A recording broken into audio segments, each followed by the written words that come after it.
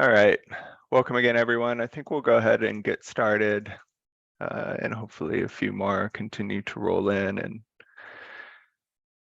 come in at least when we have the new features being shown.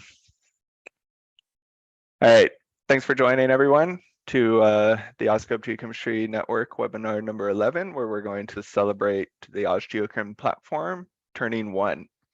So it's now been live to the public for 1 year. The speakers today will be Alex, will give us a little bit of the history and vision of the platform. And then Fabian will take over and show us some of the cool new features that we've worked hard on the last year. And then I'll come back in and take a look at sort of what we are working on into 2021.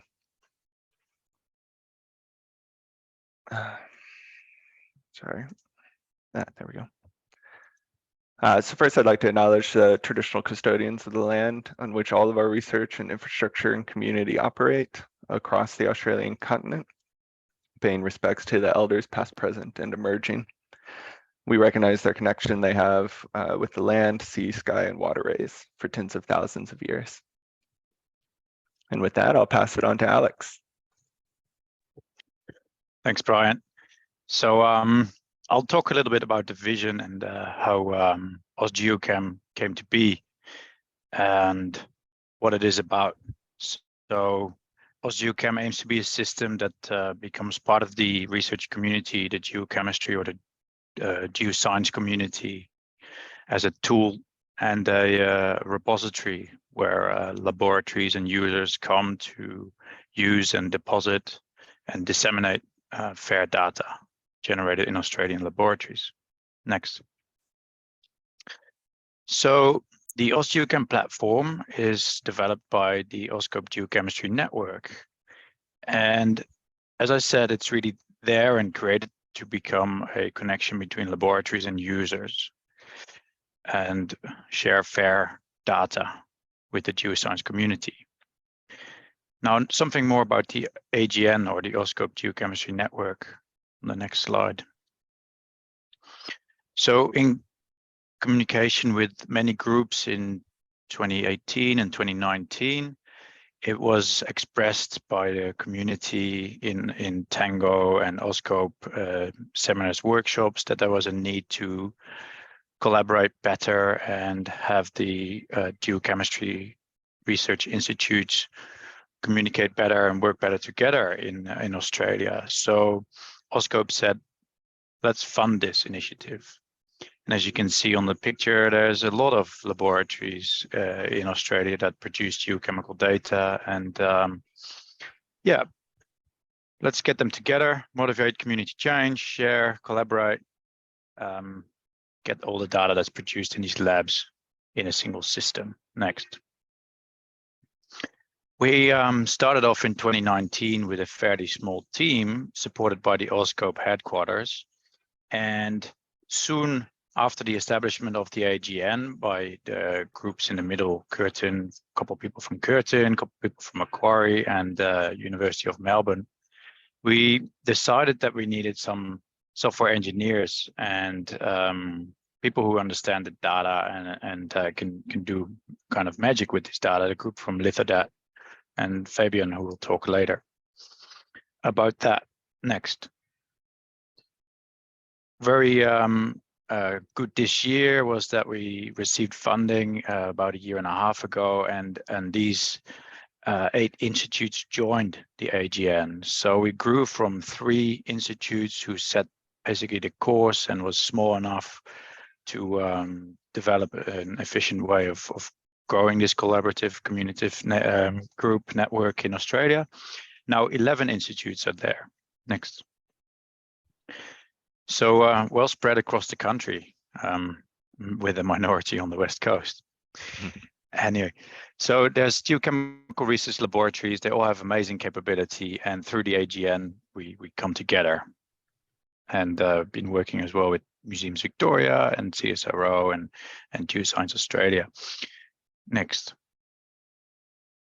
And one of the big reasons is for the creation of AusGeochem that only a small amount of research data acquired in the laboratories gets ever published or sees the public domain. And wouldn't it be great if we can have these data that's generated but not publicly available in some form, in a good form, available to the public? Next. So therefore, AusGeochem was developed, where you gather some samples in the field that then take notes of, and those notes can be easily captured in a platform. And these days also through a FieldApp, so you don't even have to go to the platform. You can just upload it via your phone. Next, please. Then you go to the laboratory and you do your analyses and development of automatic upload scripts and an Excel uploader in the AusGeochem platform. You can drop your files in a private piece in the platform where you have control over the data and it's not yet publicly available, and easily look at it within context of other data that's available on AusGeochem. Next. So that is really the vision. Get this easily from the data from the field through to the lab onto a single platform where you have the private or institutional domain, the collaborative domain, so you can invite people to see the data still in a private part of the platform, and then make it publicly available. This all through AusGeochem, through a single platform. So that's the data continuum. Next. So AusGeochem being developed as a database to streamline data upload, IGSN min samples, provide a little bit of statistical toolbox so you can look at your data, have the privacy control, disseminate it, and publish it. And also for other groups and users, you can mine the data, look at it again, and export the data to analyze it in ways that are for yourself best ways or not available on the platform yet. That's what AusGeochem is all about. Next one. So how is that relate to fair data and the data on the platform? So AusGeochem aims to make data findable in the next slide. And so it's easily discoverable, you can search it and then make it accessible in the next slide, where through selecting an area, you can have access to the data that is publicly available and make it easily accessible by uploading data as well as a user. And the next slide, interoperable, which means that you can all look at it in the same way. And we are currently working with the international community to provide documentation and speak about the same terms and use the same language in vocabularies. That will then make data in the same structure with the same terms and descriptions interoperable. And so you can use that. Currently being done with the Museums Victoria through an API, and basically Museums Victoria understands the terms and vocabularies used by this API that sits on the back end of AusGeochem and has uploaded a lot of data to the platform in terms of samples. Next. Now, together with expert advisory groups from all across the country, we've defined these terms and vocabularies and made it data models in AusGeochem such that data is easily reusable. You can access it in the same format and you can compare it between data sets. Next one. So these are method-specific expert advisory groups, and they have come from all around the country, giving information about how to quality assess and control data through reference material analyses and what is needed to make a, for example, uranium-lead data set of good quality that it becomes reusable. Next slide. Now, how fair is AusGeochem? I think it's ever developing. The users, AusGeochem users, and the AGN laboratories are always changing.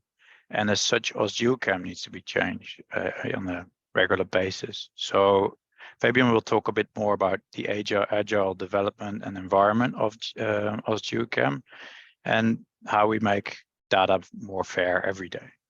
Thanks. Okay, thanks, Alex.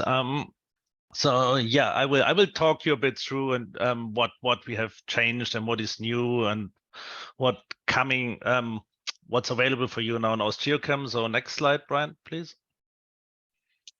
The main thing, as Alex already indicated, is that we now switch to a complete agile environment, meaning that we're doing now permanent upgrades. So the moment we are getting new tools, they're going straight into the AusGeochem platform. In the past, it took us, as you may have experienced, a few months till we have a new release out there because we did a lot of testing. We still do testing now, but we roll it out now continually. So we will make all these new functionalities much faster now available to you. So Bryant will show you later some new stuff coming in 2023, which you won't have to wait too long because as soon as they will be ready, they will come into play. But yeah, let me talk you through a bit through the new updates and the functionalities we have. So currently, the current state on the platform is that we have 56,800 public available samples for all of you to access and through the platform and have a play with. And also we have around 8,500 analytical data points attached to some of those samples. So that is at the moment thermochronology data. It can be appetite fission track, zircon fission track, or helium data. There's some SIMS data in there and some geochemistry. And there are more systems coming in the next year. Bryant will talk more about that. Then the main new functionalities or upgrades we have done. We have now a global view of AusGeochem. I will soon show you a few, instead of a live demo, I prepared some videos of the platform because you never know what goes wrong when you show something live. So I will talk you through later and show you how that works. So I will show you the global view we have. We have developed some tools for contouring on the fly, so where you can create heat maps of different parameters for each technique you're interested in on the fly. You can choose the size and the area. We have an integrated swath profiling tool, which you will see in more detail later. We have advanced geochemistry graphs now and visualization effects put into the platform. I don't know if all of you are aware, but we have also a FieldApp. I think some of you have been using that already, which is fully integrated and plugs in directly into the database and can be used together hand in hand with AusGeochem. Unfortunately, it's only available on Android devices at the moment, so you can get it on Google Play. Not yet on Apple Store. That may be something in the future. Then, yeah, new package catalog, which means all the data packages can now be easily filtered and seen, and you see who created them with logos and attributes, which makes it much easier to find what you're looking for. We have a new start page with a bit introductory functionality, and the REST API has been upgraded too. So next slide. Now let's go to the videos. Enough talking for me.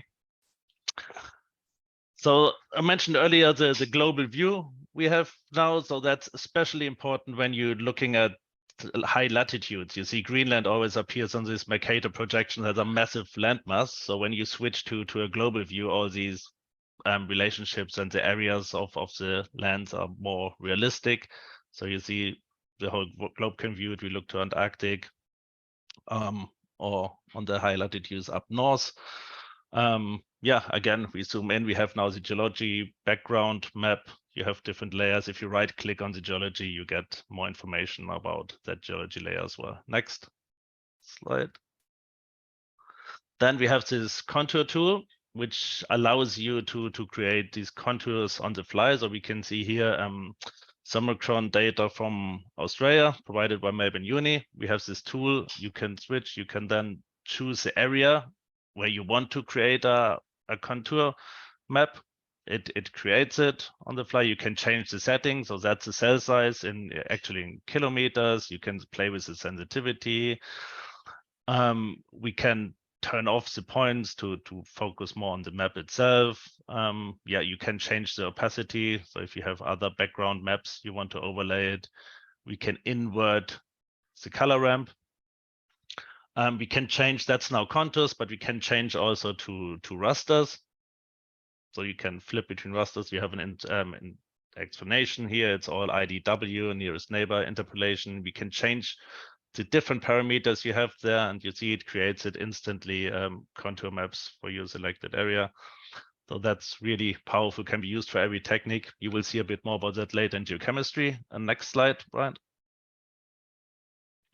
The swath profile tool is also really cool. I remember in the past, it took me a while to create swath profiles. So now you can just zoom in an area, you choose your swath profile. In that case, I show you how to create a swath profile across Tasmania. You click draw, you draw from where to where you want your profile to go.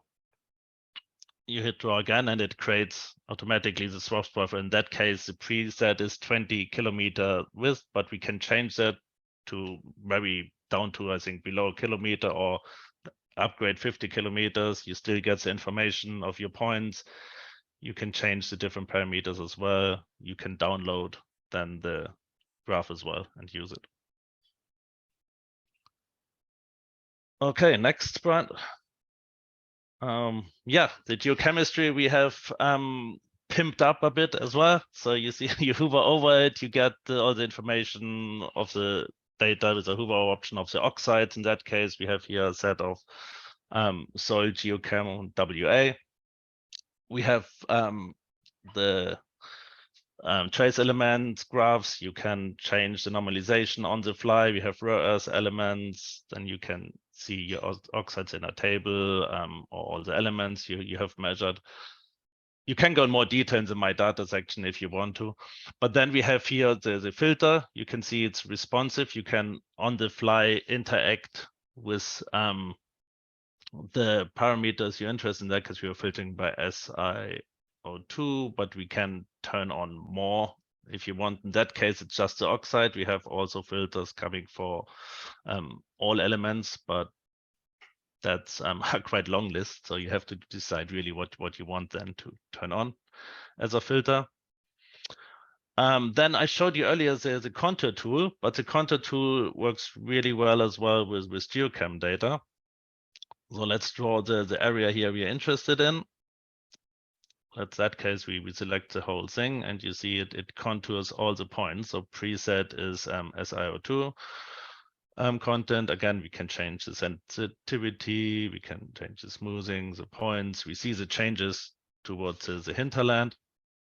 We can invert, but we can change any element or anything which was measured. So in that case, let's look at the copper distribution across all these points, or nickel. So your options here are endless. All elements you have measured, you can visualize on the fly with that interpolation, which makes it very useful for any geochemist. Then we have the multi-selection tool, which you're probably familiar. You have probably played around with it, but we have upgraded a bit the dashboard for geochemistry as well. So you can select an area of interest. You then choose your geochemistry dashboard. We have this different graphs. You see the trace elements are plotting here. We can do the normalization. You can hover over to highlight the actual sample. Yeah, we can change the graphs. You can choose whatever you want to plot against each other. Also in the ternary plot in there, you can make the graphs larger. You can download them. They're all downloaded as SVGs, so you can edit them even more if you want to, using Illustrator or any other editing software. And we have quite new, it will be rolled out in the next one of the next versions, an interactive test program. So it automatically plots your samples depending on the geochemistry in which plot it fits in. And we are working on creating more of those graphs in future. So we are open for any suggestions from you guys as well. Feel free to let AGN team know if we are missing any graphs you guys would like to see in there. Next slide, Brian. And yeah, we have quite a few other new features. So that's a new data set we have from Melbourne Museum. We have put in an image filter. So if you want to see now only samples, for example, which have images attached, well, that makes it much easier to find them. So yeah, you can then, again, click on the sample, investigate, get your information, but you see also samples and with the images, you can look at them, enlarge them. you can see the credits who created the pictures, and you can download all the pictures. So yeah, we have a new start page as well, where you have some intro videos or tutorials or any new upgrades we will now put on there when you go into My Data. And yeah, we have these data packages. When you go on data packages, we have now this new catalog developed in here. So you have the logos, you can add extra filters. For example, you can change now between private, or you want to see the private data you have, or if you're just interested in all public available data, you can do so. You see we have descriptions. You can then also turn on and off or visualize your data from that package catalog. So in that case, we turn it off. Let's see, we want to see the Samocron data, we turn it on and we go back to map, and you can in that case easy, choose the package you want to see there on the UI. Okay, thanks. Next, Bryant. Yeah, again, the FieldApp I mentioned earlier.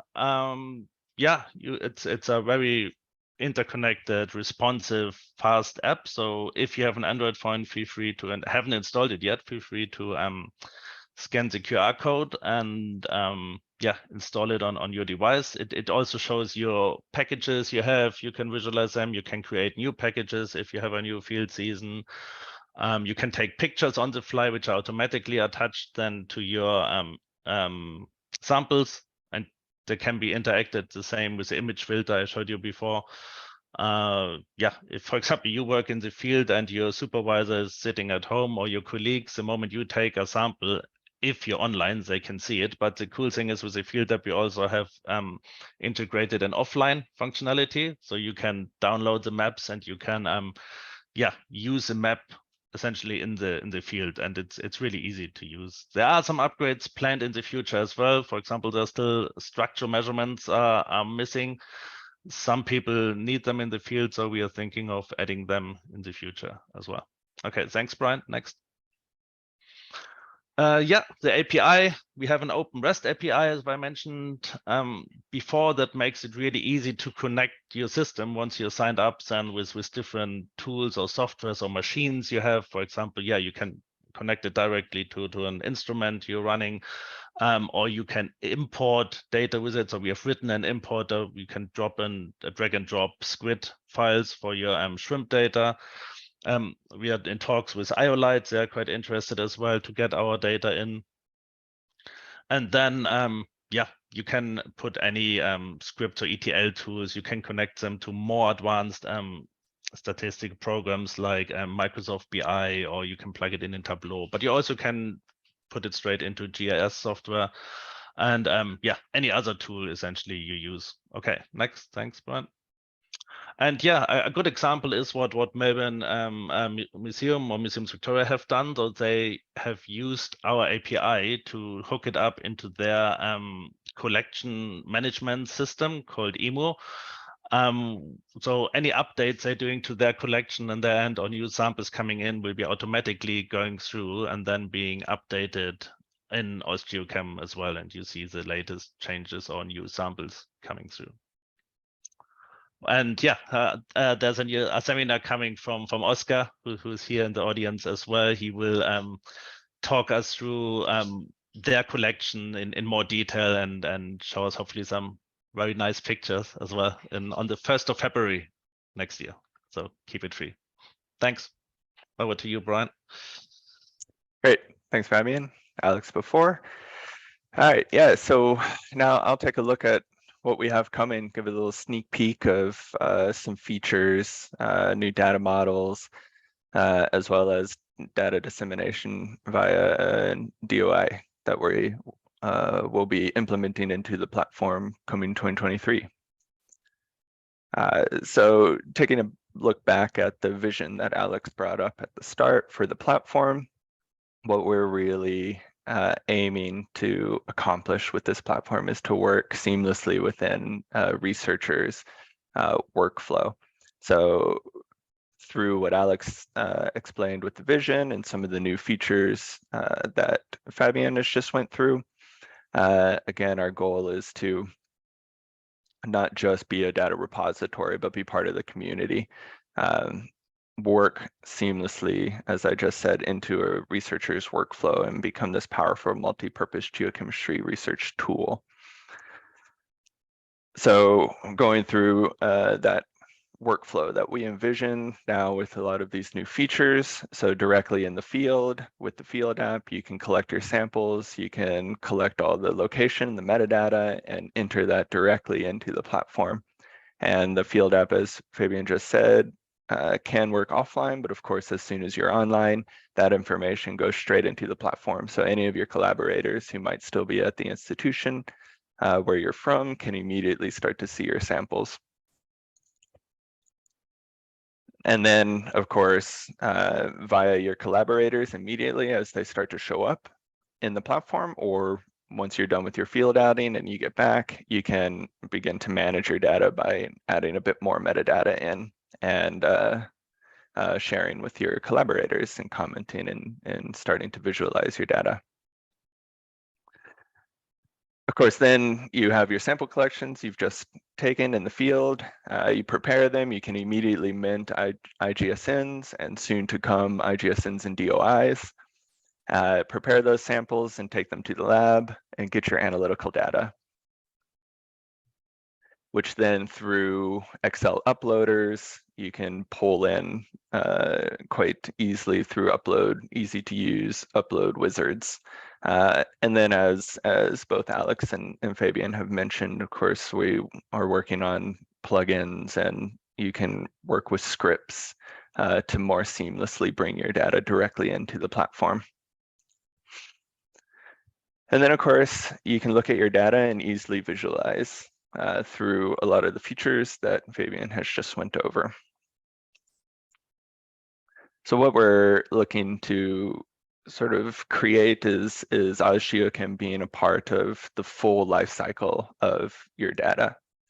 So you can go through that workflow we just discussed, and then with your own data, you can have a private access through your data package, which you can allow other collaborators to come in. So in this example, we have maybe a resource company that's come into one of the labs.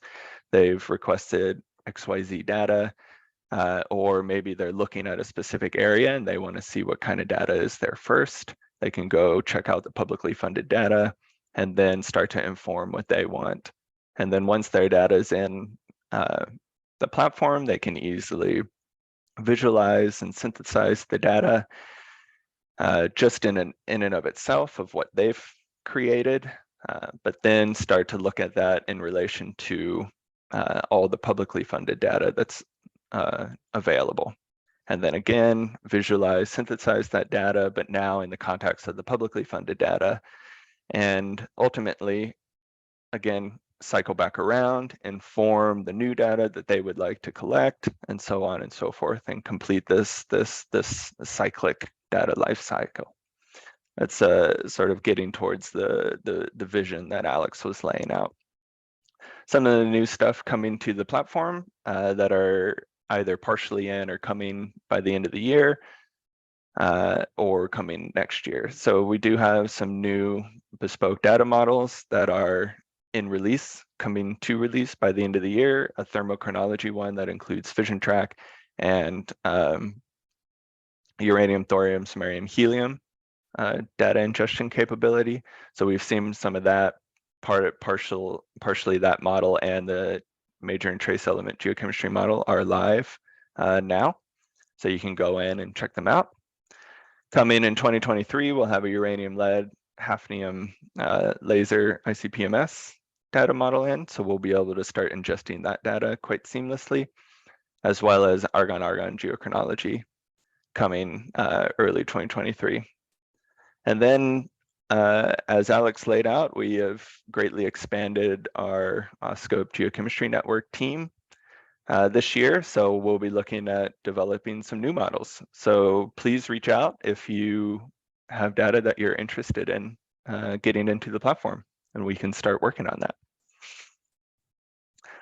As has been alluded to a few times in the presentation now, we will be able to mint DOIs to data packages So of course, this is great if anybody's submitted papers for publication recently. There's more and more journals that are requiring data to be put into a kind of repository. And then of course, if that can have a DOI, they like that even better within even just the submission portion. So now that IGSN, which is a unique sample identifier, has merged, I guess, with DataCite, and Lithodat's a collaborator with DataCite, we'll start be able to mint DOIs to, again, your data and your data packages. So we've put in an example there of what our tag will be, one of our tags. So this is really great. This is something that we're actively working on right now and should be coming soon. The other part about AusGeochem that we're always trying to keep going, keep expanding, partially with Alex Prent now, who is the coordinator of the One Geochemistry initiative, is to always keep our international collaborations open. So we want to make sure that what we're putting into our data models is what the rest of the international community is also saying are best data reporting practices.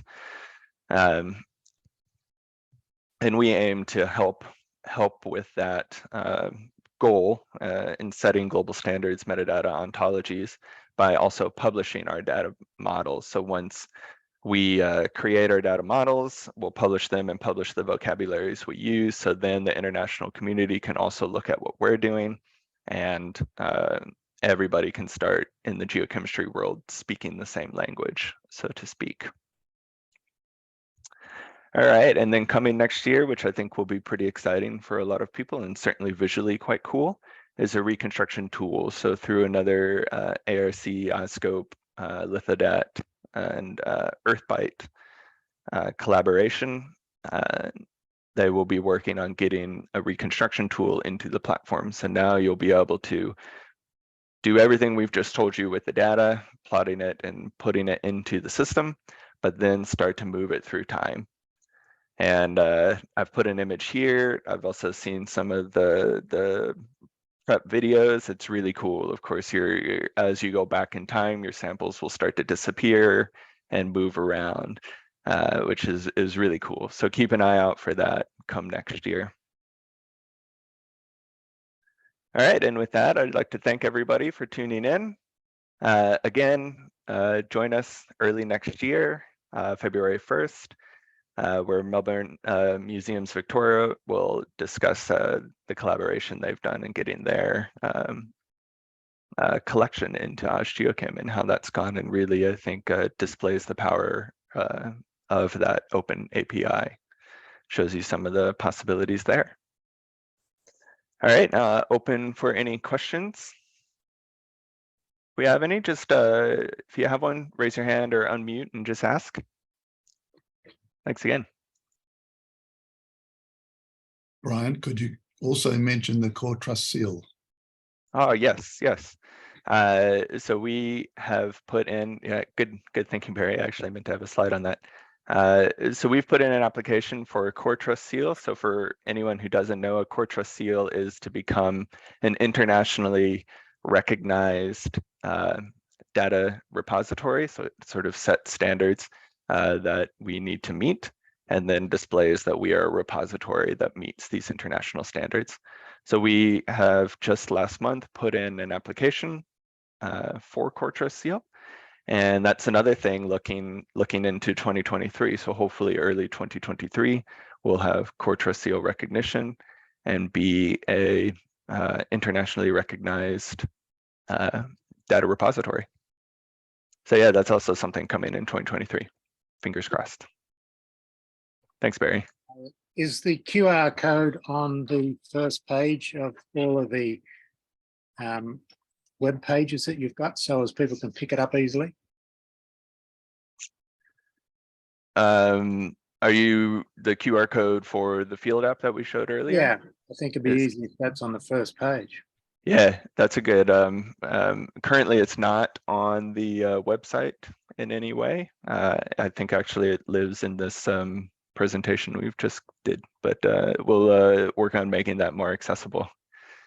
putting it everywhere. We've just updated our website, which I've put a link in, which has a bit more information. So we'll get these QR codes, particularly for the FieldApp up.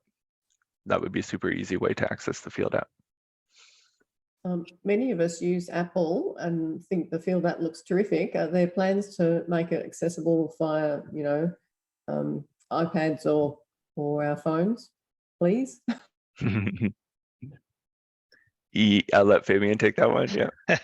Yes, we had this request already, more and more of them coming in, and there are plans, as I mentioned earlier, to make it also on Apple. The thing is, we just have to recode and port it. It takes a bit extra resources, but it's on the to-do list. But I can't promise it's coming out in 2023. So let's see. I think really what we need with that is people to say exactly what you're saying, that they wish to have it on their Apple products, and we can work hard to get it there. Do I understand that correctly, that the contour maps are over all depths? And then the question is, how useful is that? It depends. I mean, it's up to you. Of course, we know for even for fission tracks, Samocron, it doesn't really make sense for these low temperature ages to have some overall elevation. That's why we have in future, you can combine different filters. You can, for example, say, okay, I apply a filter, only samples between 1,000 and 1,500 meters. So you keep them in one elevation range, and then you contour them. And that's the same for any parameter, any technique. So you can preset a filter and then just contour them. So essentially what you then see on the screen after you applied your filter, that's the ones which you then create your contour map. Okay.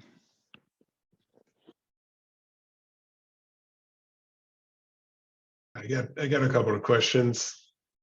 Well, first, congrats on achieving what you achieved in 1 year. That's impressive is not even a word that describes that. So well done, guys.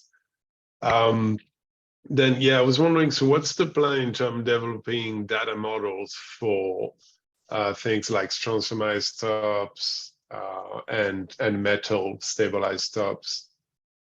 And I'm worried you're going to return the question to me. No, there's plans for that with a lot of the team. So from University of Wollongong, etc., that's joined the AGN recently, and that's something we'll really start making ground on in 2023. So what we've been focusing the end of 2022 here is getting the data models that were, let's say, already currently in development at various stages. So those were all the ones that I already presented: the thermochron, the major trace, geochem, argon, laser, uranium, lead, to try and get those across the finish line. So now they're all either released or on the brink. So come 2023, when we all get back together, we're going to start looking at new data models. And I think at the top of the list at the moment, most likely is strontium isotopes, and rubidium strontium will probably top out. But that's also something that just with the AGN team, we'll look at what the interest is and where we want to focus first. Ultimately, when we're looking at long-term goals, we'll want to keep building new ones and ingest as much data as we can. Of course, that takes time and resources, so things have to be prioritized and worked on. But we're certainly open to getting the platform to a state that can accept and use all the different data types that us as geochemists like to use. Yeah, and I think once you get a data model developed, something like strand-surmised stuff, that can be easily reused with minor modification for other isotopic systems. Yeah, Geochronology, exactly. Geochronology is the trickier one, but when you look at isotope ratio, at least from my perspective, that shouldn't be a little less onerous. Yeah, Yeah, and that's exactly my thinking as well. And that's I think what we'll use the strontium data model for. So we'll build the strontium data model with the understanding of how can we build that model in a way that more or less we can start to plug and play different isotope systems to then make the data model creation quicker after that. And I think if I can carry on, if that's okay. Go for it. There's a lot of interest from the environmental community. I was at a conference recently in Bali now, and all these people, they wouldn't shut up about isoscapes, which is really, one of the core business of AusGeochem. But what they look at is things like oxygen isotope, hydrogen isotope, and so on. So there's really, and I'll be in Adelaide next week to chat with some of them. So I'm happy to report back. But there's really a lot of synergy between community to take place, which then multiply the application of the AGN. Yeah, I think that's great. It's good to see that there's a lot of interest with that. Different or expanding out to different isotope systems, and certainly getting environmental research. And I think one thing we've been working on with that contouring, for instance, that we've developed with the data that we currently can house is that idea of the quickly drawing your isoscape map as you bring in your isotope research data. So as we start to then can house, so for instance, going back to the strontium isotope data model, as soon as that data model's in, you would be able to use the contour tool. And so that's something that we've developed, the contour tool, with the mindset of these isoscape projects once we start bringing in more isotope systems.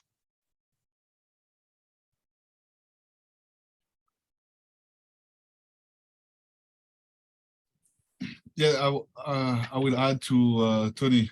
I mean, another community which is very interested by this kind of map are the archaeologists, because now they are doing a lot of provenance things and so on, migrations. And for example, strontium is clearly one of the ones that you want to go through because it's the passive one, let's say, and they are really looking for it. So I think that's indeed, adding the strontium will bring you a lot of people, both from the environmental things and the archaeology, because they are really looking for that. And actually, they are doing the things on not much. So sometimes it's only a couple of rocks, basically, from a 2,000-kilometer area. But another thing that I know that it is in, but you didn't discuss about it, is, okay, so there is a lot of data which are thrown into the database and the data model. And one of the things, especially when we would go, we go to geochronology or like that, is how do we assess the quality of the data? Yes. Great question. So that is a constant conversation we are having with how we do that. So we're working on a few different things. Part of that sort of rolls back into that new way we're visualizing the data packages. So what we're hoping with that as well is we can start to add some kind of quality check that will appear up. So for instance, is it already a published data set? And that would appear very visually. So that's a quick visual assessment of data. Is it published already, or is it not? The other part is we've been working a lot with getting all the various secondary reference materials, and then how can we use that information to do some QA/QCs and such. So that's something else that we're trying to work into the platform, and then that also could be shown and appear in some visual way. We've also looked at various ways of data curation by the AGN team to check out, and we haven't really settled on what might be the best way for that. but it's something we're constantly working on. I think it's quite a challenge for us because we, unlike a lot of other repositories that are picking up data that's already been published, we're trying to, get that data straight out of a laboratory, and hopefully it goes through the research collaboration and then ultimately gets published. But as Alex mentioned at the top of the presentation, there's always a lot of data that doesn't get published, at least immediately. Maybe you generate some data later, another collaborator takes a look at it, and their data added to that is what then makes it into that, let's say, publishing interest in realm. So we stand, I think, in a rather unique challenge with how we assess that data quality. So it's something we don't have a specific answer for yet, but it's something we're constantly talking about, and through a few of those things, secondary reference materials, hopefully providing some QA/QC possibilities.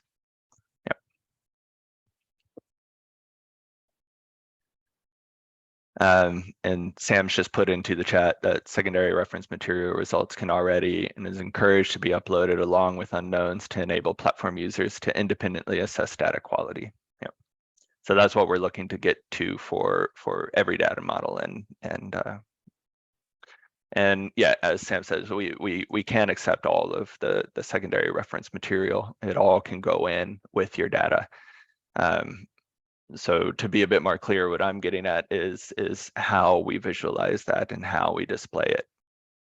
But it's all there, so it all can be checked in the platform right now.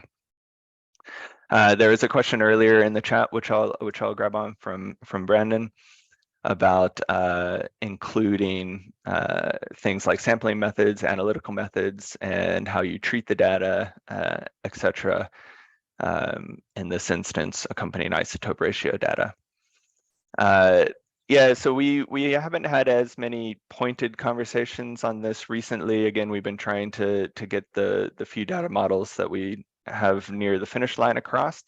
But this is something that we always talk about with the metadata that can be included. And there is a lot of space for metadata. I guess when you put in your data, there's a certain number of fields that we say are required. And then there's a lot of other fields that can be filled in. So at the moment, that's certainly where this type of information can get.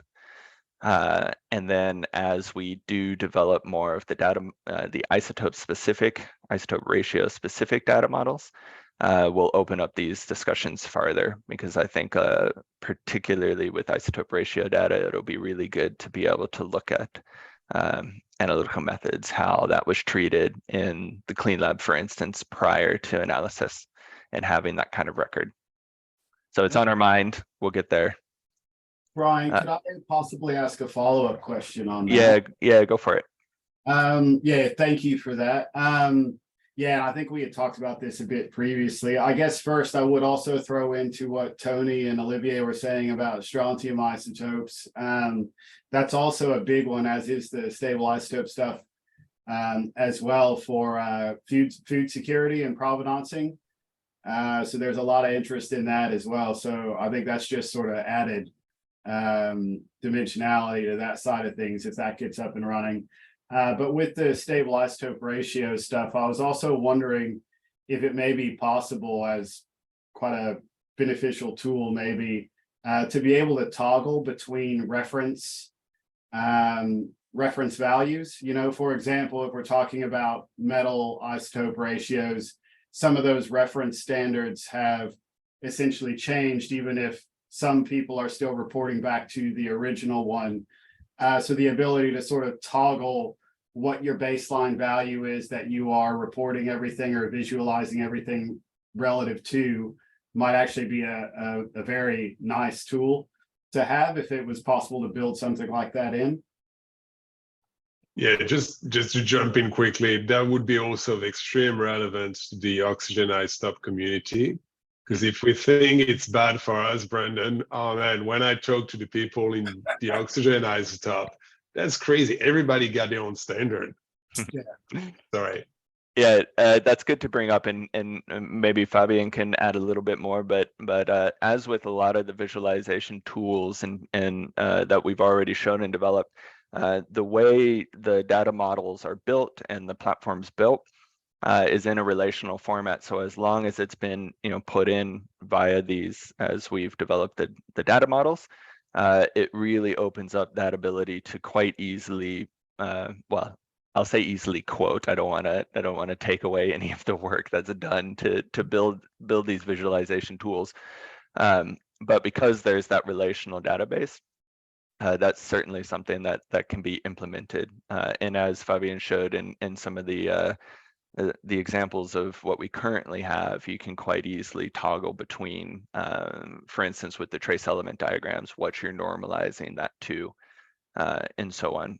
So I think that that's something, and Fabian can step in, I think that that's something we definitely can implement and have in mind as we start building those data models. Exactly. I mean, as Wayne always said, everything is possible, but it's just a matter of resources and time. But the data should be there as long as you fill it all in. It's all stored in there. The information is provided. Then visualizing it can be done because the relationships and everything is there. That should be fine. Yeah, and as all y'all have brought up, with the extreme multi-use of strontium outside of the geosciences, I think that's why we'll really start to focus on the strontium model as sort of the next one we start building, as it can really open up the platform. Okay, I think Oscar has another question, right? Yes. I'm just wondering if you've considered whether AusGeochem might eventually host analytical data that isn't chemical. So what I'm thinking of are things like maybe X-ray diffraction or Raman spectroscopy, hyperspectral reflectance, things like that.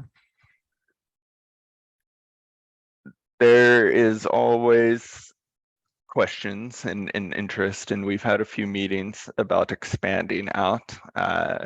Of course, with that, it's time and funds and what we want to focus on, kind of thing. So at the moment, we're still only a one-year-old platform, so and built to bring together the geochemical community. So that's sort of the focus we're at in, let's say, directing our time and funds. I would say as a long term, and I certainly know that I think this is on the mind of AuScope HQ, because of course AuScope funds a lot more projects other than just simply geochemistry. So I know that they're quite interested in trying to get a lot of their various projects into AusGeochem at some way, shape, or form, and part of that is trying to strive for fair data for everything. So we've of course gone through fair data in the world of geochemistry, but of course that fits with any project, any field you're looking at. So I think that that's on the mind of AusScope. It's certainly something we've had conversations with interested parties that don't have geochem data but have some of these other things, and at the moment it's at that stage. We're not quite sure how to work it in or times and funds yet, but conversations are happening, and we'll just see how we go. Can I jump in there? Yeah. From a technical point of view, Lizardat really based our start and our philosophy on this concept of butterflies and roses. And that's the way of reminding us that we should be able to show any data on our map, given that it's spatial. So, so we did design the platform to be able to take any data models and store any type of data. So as Bryant said, though, it's, time and money is the issue here, not the ability to do it. And the input from experts is the most important thing, I guess, in the end.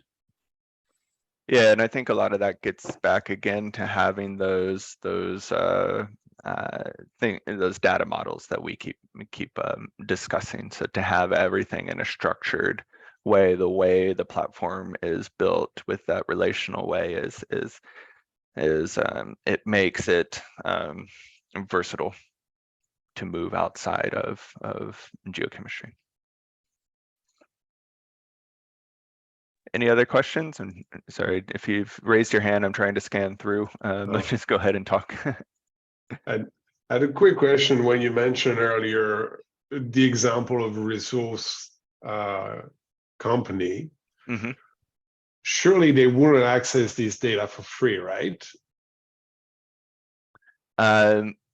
So with that instance or example, it's them accessing publicly funded data. So what we find with some companies is that, in what was mentioned by Alex in those initial kind of discussions back in 2018, 2019, is there are some companies, probably smaller companies, maybe not the bigger ones, that don't have as easy access to the publicly funded data. Of course, there are portals like the GA portal that theoretically they do, but they don't have the access to journals that say we do at institutions to see that data.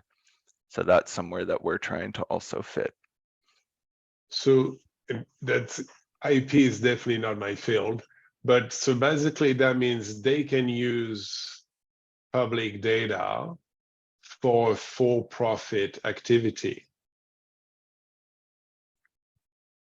That's a good question. I find that but interesting. I think they can grab free stuff and then they're going to make money without any return, financial return to AusGeochem. that I don't know. That I don't know. I don't know the ins and outs of that. I know that the data is publicly available. If the data is publicly available, so that they can't just grab any data that's not publicly available on the site. But if it's publicly available, then theoretically they could get it anywhere. If I can jump, so we have, if you read the terms and conditions, you can't use a commercial gain. I think if you read through all of the details there. So that's the clause that stops them just taking it and doing that. Of course, they could steal it, but if they get found out, it's the same as any other person trying that on. Companies can also come to us and get their own subscriptions to the data and then put their own data in that's private and use the system to put things away. I guess the portion of that I presented was the idea that they would generate data through an institutional facility, so isotope geochron data. So they would be able to see that publicly funded data and then come into one of our facilities, and then the funds would come into to generate the data through that. Yeah, because that might be good to get them, to contribute financially, like Wayne said, through a subscription or something. So that brings money into AusGeochem. I'm sure that federal government was looking after AuScope would like that. Mm-hmm. Yeah, we're looking into some of those avenues. So it's because we're the main platform's a year old. It's it takes a while for people to start to catch on, but we're starting getting a lot more growth. So once that starts to happen, these other things will follow. Yeah. And and that's always conversations that we're having with the platform and being open to everybody, or subscriptions or not, and so on and so forth. And part of that was stuff I had to look into with the core trust seal for longevity of the platform as well. So yeah, we're still young platform working as the issues get raised. So, and that's something that it's a good thing to bring up. We're still in the very, very early stages of, say, that example I showed of a resource company using data. So there was a note that there was a hand raised from Cameron. Yeah, thanks, Brian. Yeah, just really quickly. So I sit in the Geological Survey Victoria. So mm-hmm. Appreciate where Anthony's coming from a moment ago. Where all the surveys face the same problem as well. So all public-facing information using for attracting investment and the like. So yes, it would be nice to see sometimes a bit more fee for service, but there's been a number of studies where it demonstrated that it doesn't work. Anyway, it's definitely worth pursuing in terms of a conversation. But that wasn't my main question here. It was just, I suppose, a bit of an offering. Great presentation, but more importantly, great progress in just 12 months. Interested to know how this potentially will interact or not with some of the national data sets that GA continue to evolve. In particular, the mentioned about the LA ICP-MS Zircon Geochron a moment ago, which would be awesome to see that out there, especially from some of those institutions. But yeah, this national portal of Geochron that's being developed. So is it possible to get those two talking to each other so that you don't have to go between one and the other to verify that? And I suppose it goes to the other, the state surveys generating data. Sometimes that will be with GA through ANU, but sometimes it'll be with some of the academic institutions, which presumably would then flow through to this. But yeah, I suppose the important one is the national portal. Yeah, great question. So, and that's something we're constantly having conversations with that I have, for instance, with GSWA right here, because they have their GeoView portal and GA as well, because we have a lot of everybody I think has a lot of ongoing projects with GA, and the long short of it is, yes, there is the ability to make everything talk. The ultimate goal would be that there would be some kind of, I think it's called a WMS feed or something that goes back and forth. So basically, as somebody like GA's portal gets updated, it would then be displayed on AusGeochem and the other way as well. So that would be sort of the ultimate goal we're trying to reach towards. And so then you could look at either platform and see the data and then say, oh, you like this data, you selected, like, okay, that metadata and analytical data is stored over in the GA portal, and then you can go find it, and vice versa. The key for that, the complication to doing that basically immediately is that to really have that, the data needs to be in a structured way, using the same vocabularies across. So that gets a little bit back to what Alex was bringing up earlier with interoperability and our inclusion and collaboration with the surveys here nationally, our own institutions, but also internationally, and trying to work out those global standards and reporting standards. And part of that is opening discussion and determining what terms we would like to use, but also publishing those vocabularies, because if the vocabularies are out there, they could be mapped together. So it's not necessarily in that we all globally need to define one term for X. It's just that your vocabulary that you're using needs to be published, and then it can start being mapped across. Okay, thank you. And for what it's worth too, the comment about QC and sample integrity before, double data integrity, I strongly support that. It's a great suggestion, and be great to see that longer term. Yeah, I think we've been talking about it, and it opens up a lot of really cool things too. Of course, to check the data that you have there, but then to start to look at all those various secondary reference materials and everything. So yeah, thanks for the questions and comments so far. I see we're 10 minutes over the hour. It's probably getting quite late for the folks over east. I'm happy to answer any more questions, but also understanding that folks probably want to get home and have dinner, at least over east. I got a few more hours of work left. I'll say thanks everyone for joining. Thanks for the questions and the discussion. And as I put a link in the chat to the AuScope AusGeochem page.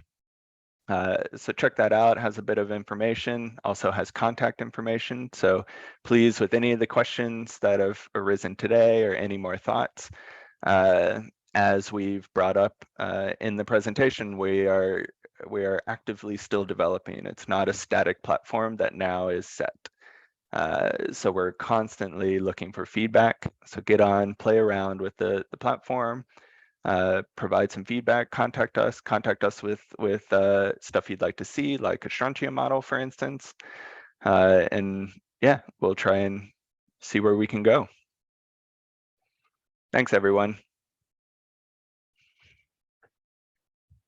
Happy birthday, AusGeochem.